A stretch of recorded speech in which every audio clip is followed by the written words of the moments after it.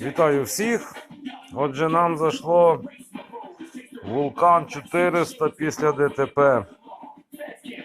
Ось ми маємо куска нема, стерто.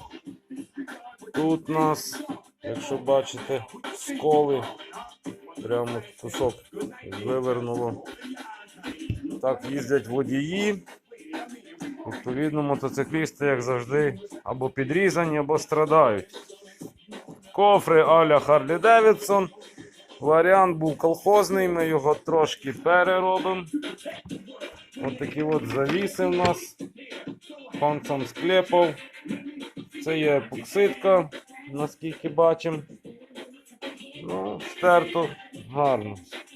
Трошки ми будемо переробляти під Харлі Девідсон, так як він по своїй історії по заводу йде. Тобто будуть тут защолки в нас металеві.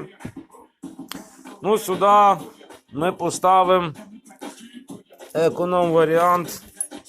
Ми поставимо ось такі защолки. Будуть одна і буде друга. От. Ну, бо замовляти харлеївські я з міста не бачу. По-перше, а по-друге, такі замки дуже важко знайти, бо в інтернеті вже цікавились ми, робили Вікторію, кофри, так само не знайшли, робили свій колхоз.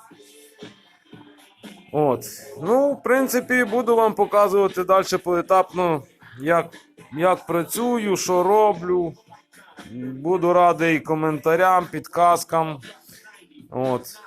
Ну, до зустрічі на каналі. Наразі починаємо, вчимося.